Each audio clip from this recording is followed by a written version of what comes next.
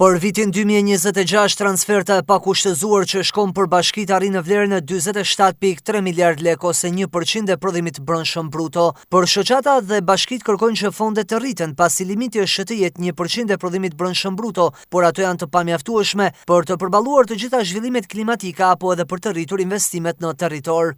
Pra, është vendos një dysheme në ligjin për financat lokale dhe vit pas viti ne nuk kemi patur gjithmonë është respektuar vetëm 1%. Ne kërkesa jonë si shoqat kombëtare e bashkive është që të rritet ky 1%, të paktën të fillojë me 1.1% dhe të ketë një trend rritje në vim si vit pas viti për të përmirësuar edhe ose për të përballuar dhe sfidat që ka sot qeverisja lokale edhe në procesin që jemi në procesin e integrimit dhe standardeve që kërkohet të mbulohen. Rrugët, ndriçimi, pastrimi, arsimi parashkollor e deri te shërbime sociale në komunitet janë bilance me të cilat do duhet përballemi çdo ditë. Për të ofruar këto investime dhe shërbime në mënyrë cilësore dhe të barabartë në gjithë territorin, bashkitë ka nevojë për një financim të qëndrueshëm dhe të lidhur realisht me kostot e funksioneve që ju janë deleguar. Në emër shoqatës bashkive zero vendor të Shqipërisë, duhet theksoj se edhe pse projekt buxheti parashikon rritje, ai nuk i përgjigjët ende nevojave reale të vetë qeverisë vendore. Bashkitë, veçanërisht ato të vogla, rurale, malore dhe me popullsi të shpërndar, po përballen me kosto të rritura shërbimesh, ndërkohë që burimet financiare nuk po ecin me të njëjtin ritëm. Transferta pakushtëzuar për 47 miliard lekësh përfshin kryesisht ndikimin e politikave të pagave dhe të detyrimet ligjore, por jo një rritje të vërtetë të kapaciteteve qeverisje për një qeverisje efektive.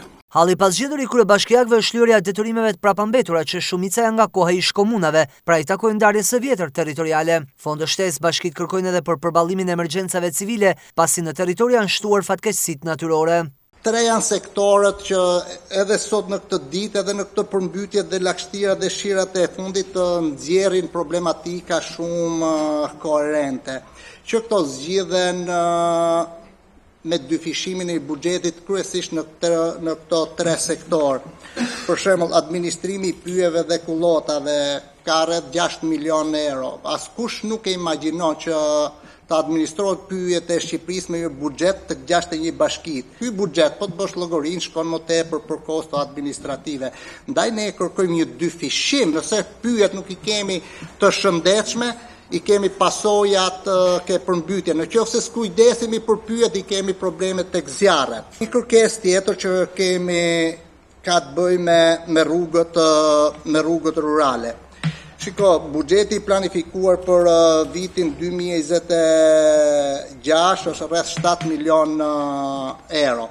Ne duhet kuptojmë fare qartë që kemi trashëguar rrugë rurale shumë të dobta me gjithë progresin e bërë nga bashkitë për t'i përmirësuar.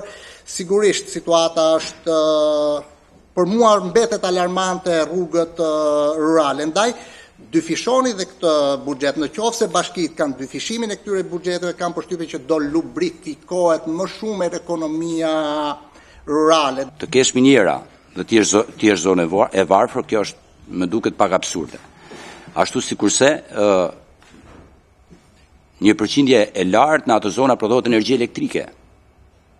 Linjat elektrike në zonën e Mërtitës janë përfaqe të zezë. Të prodhosh mbi 20% të energjisë elektrike kombëtare dhe të mos rikthehet në investime, unë mendoj që nuk është normale ose duhet ripar mënyra e shpërndarjes apo edhe e shpërndarjes së investimit. Shoqatat e pushtetit vendor dhe kryebashkiakët ishin të ftuar në seancën dëgjimore në Komisionin e Ekonomisë për të diskutuar buxhetin për vitin 2026 dhe për të raportuar në lidhje me kërkesat e tyre.